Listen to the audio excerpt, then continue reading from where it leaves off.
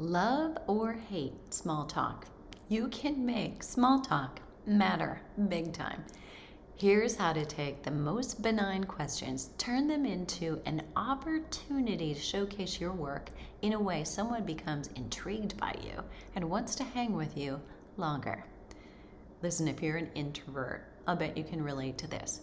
You end up at a party or a mixer, not knowing anyone very well, wishing you didn't have to show up, but knowing it's supposed to be good for you and networking. You dread that small talk and the feeling that your responses to questions are lame. And then you listen and watch somebody take charge of the conversation and end up just watching, listening to them until you excuse yourself, convinced that this was a waste of time. Not anymore, my friends.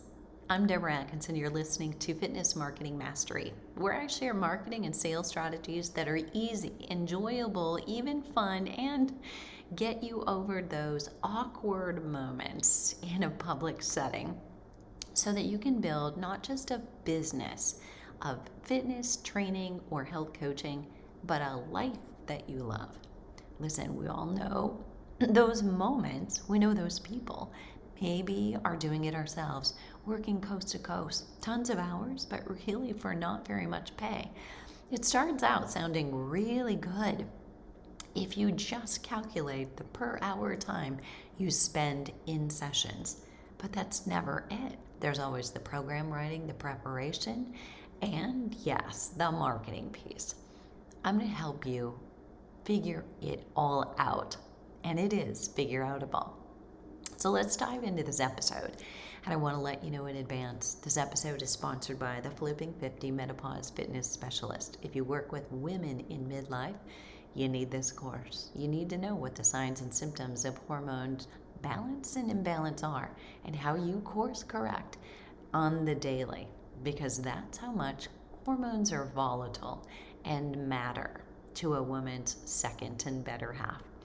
Okay, let's dive in. First of all, I want to address the fact that if you are indeed an introvert, you are not alone. In fact, we're good friends. Did you know more of us in fitness and health are than aren't?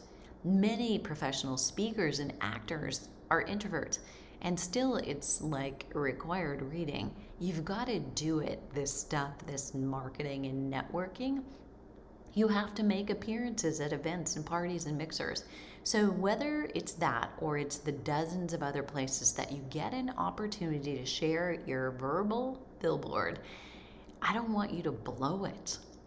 Okay, so where do you make small talk that it can matter big? Sports events for your kids or your favorite college or alma mater, where you're meeting other parents and other fans who are similar to you.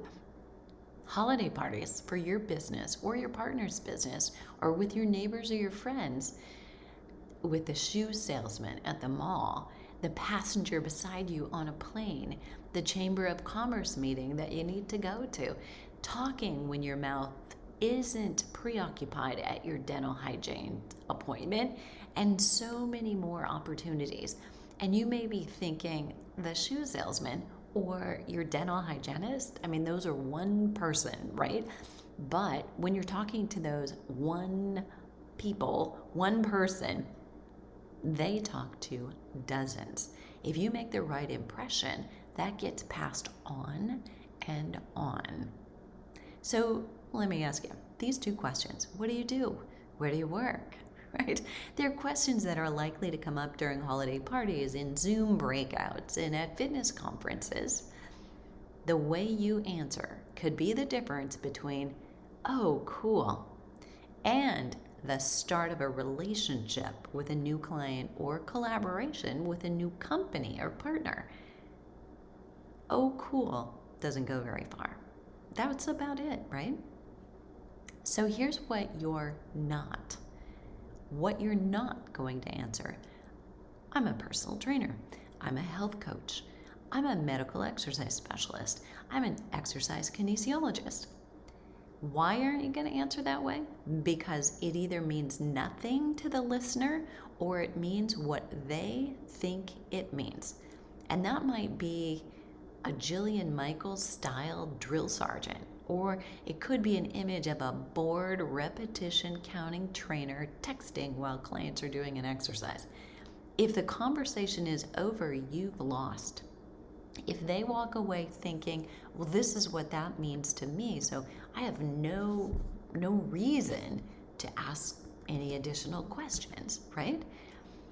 So whoever you're talking to knows at least one person, if they aren't that person, who needs and wants your service. Are you going to let that get away?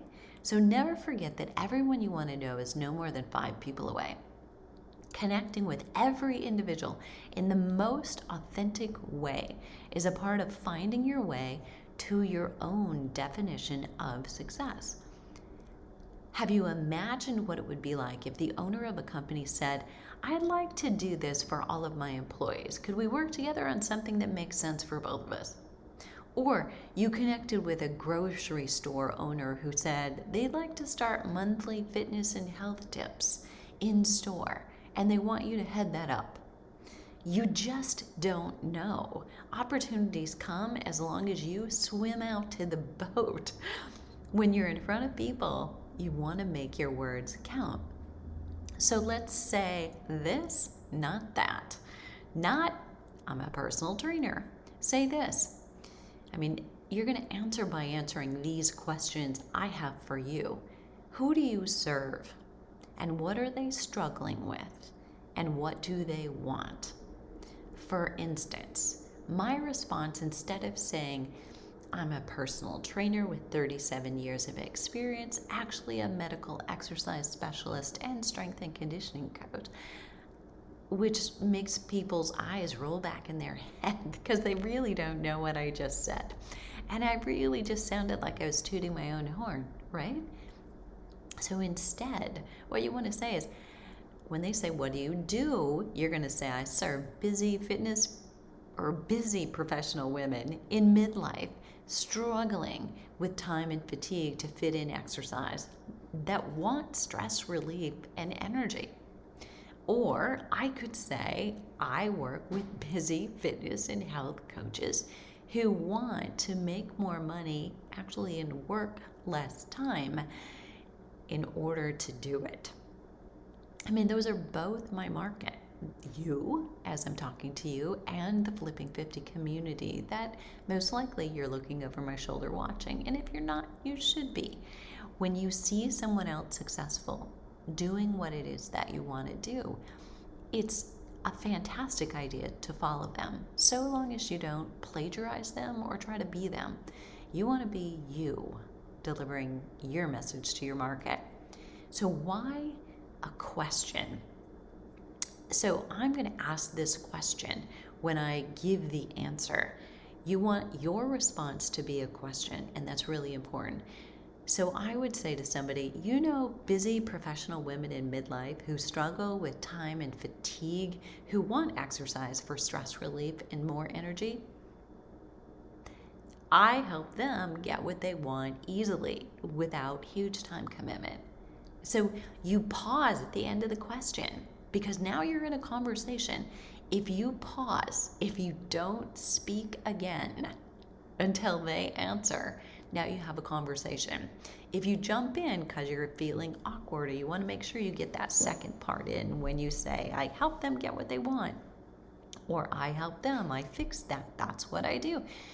You don't want to say that until they say, oh my gosh, I know somebody like that, or that's me, tell me more, how do you do that? That's when you say, I help them get what they want easily without a huge time commitment. Why a question? Well, because a question leaves an open loop and it compels any one of us to answer it. Our brains almost have to get closure to that, and they'll usually respond. That's me to a T, they might say, or that sounds like my wife, or I wish my sister knew you. Do you have a card? Might be another question that they'll ask you in follow-up. And with that, you've opened up a conversation with a simple answer like personal trainer. You actually close the conversation. In fact, if you're uber qualified, if you're tempted to tell them all the degrees and certifications and jobs and awards, you may just scare them away. Or sometimes savvy consumers see behind all that alphabet soup and they wonder if you're really an expert in anything because you've just told them you do Pilates and you do yoga and you do spinning and you do boxing and you do weight training and you do this and that. And that looks like to you maybe a collection of a lot of things that makes you an expert and you can work with anybody.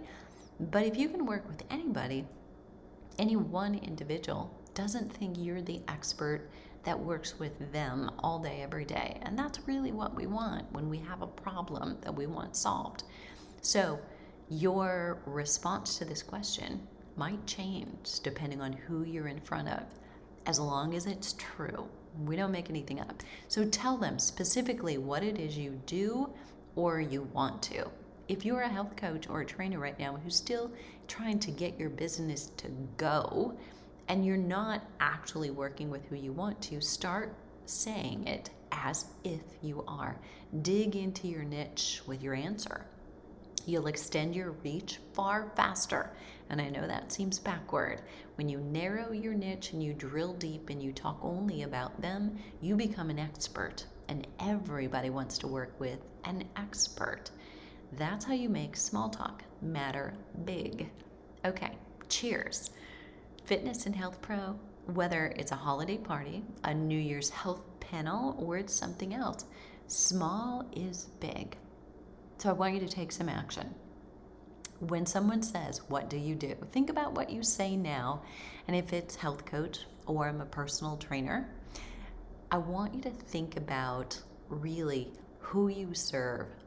What are they struggling with? And what is it they want? Those three things should be in your response. Write them down and then phrase it as a question. What do you come up with? And I'd love to hear from you if this was effective. And I'll tell you this, that if you've been answering, I'm a personal trainer or I'm a health coach for years, you're going to have to condition yourself. And so practice. Nobody will have this roll off their tongue the first time unless you're really consciously thinking about it and practicing it regularly. Every time you're going to go to an event, prepare yourself for somebody's going to say, what do you do? And you'll be ready. But it will take some conditioning to change your habit and the way you always answered. All right. The show notes, if you want to review it, is at fitnessmarketingmastery.com/small talk. And what are you waiting for? The world needs you right now more than ever.